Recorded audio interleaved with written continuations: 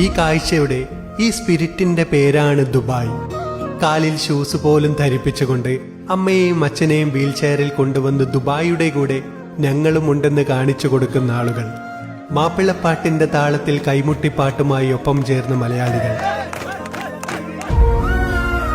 എന്തൊക്കെ കാഴ്ചകൾക്കാണ് ദുബായ് ഇന്ന് സാക്ഷിയായത്. ദുബായിയുടെ രാജകുമാരൻ തുടങ്ങിവെച്ച ദുബായ് ഫിറ്റ്നസ് ചാലഞ്ചിന്റെ പ്രധാന ഈവന്റായ ദുബായ് റൺ ഒരു ചരിത്രമായി മാറുകയായിരുന്നു. ഇന്നലെ രാത്രി തന്നെ ഫ്യൂച്ചർ മ്യൂസിയത്തിനടുത്തായി ജനങ്ങൾ മെല്ലെ മെല്ലെ നിലയുറപ്പിക്കാൻ തുടങ്ങി. പുലർച്ചെ 3 മണിക്ക് ദുബായ് മെട്രോ കൂടി ഓടാൻ തുടങ്ങിയതോടെ ദുബായിയുടെ ഷെയ്ഖ് സായിദ് റോഡ് അക്ഷരാർത്ഥത്തിൽ അറേബ്യൻ മരുഭൂ കണക്കെ അറ്റമില്ലാത്ത നീലക്കടലായി മാറുകയായിരുന്നു. ആദ്യ വരിയിൽ സംരക്ഷണം ഒരുക്കി ദുബായിയുടെ കാവൽക്കാരായിരുന്നു അണിചേർന്നത്.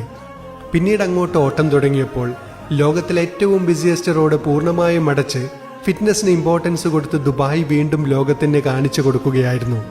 ഞങ്ങൾ വിവിധ രാജ്യക്കാരാണെങ്കിലും ഈ നാട്ടിൽ നമ്മൾ ഒറ്റക്കെട്ടാണെന്ന്.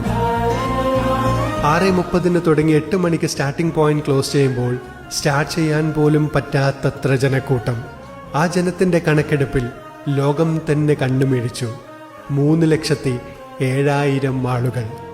ഈ ലോക റെക്കോർഡോടെ ദുബായ് ഫിറ്റ്നസ് ചാലഞ്ചിന്റെ ഒരു മേജർ ആക്ടിവിറ്റിക്കും ഇതോടെ തിരശ്ശീല വീണിരിക്കുന്നു.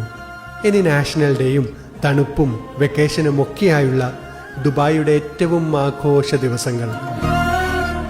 ഇതാണ് ഈ നാടും ഇവിടുത്തെ ജനങ്ങളും.